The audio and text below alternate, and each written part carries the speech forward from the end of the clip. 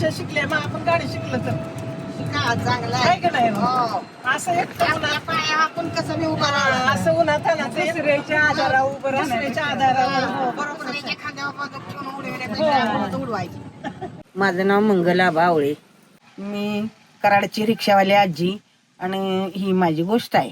काय काय काय बरं तुम्हाला रिक्षा चालवाली ती काय करायचं काहीतरी कामच करायचं होतंय तवर करायचं. होय की होय. हो. एक 8-10 वर्षाचीच असेल मी. एकटीच्या जीवावर पडलेला परपंचा.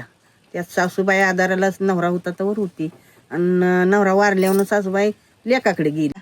येत आहे का निघालाय रानात. आम्ही वाटत नाही येत होतो मग त्यांनी रिक्षा बघितलं आमची त्यांची तर आई ओळख मग त्या म्हणल्या पण एकटीच एक दिवस त्यांनी मला सोडले की बनवली. माझी आई सारखी मला म्हणायची माझी मंगल शाळा शिकली असती तर मास्तरीन झाली असती. माझ्या आईचं मला घडी घडी ध्यान होतं.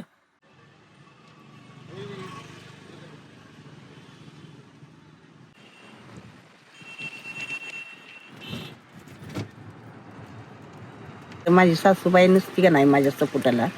आणि आता माझा नवरा मेल्यावर माझी सासूबाई का गेली असं मला जरा दुःख वाटायचं. सासूबाईच्या ह्यानं डोळ्यात पाणी माझ्या. आता लय जन्माची कहाणी झाली पण इतकी सांगत बसायचं नाही बघा जगाला.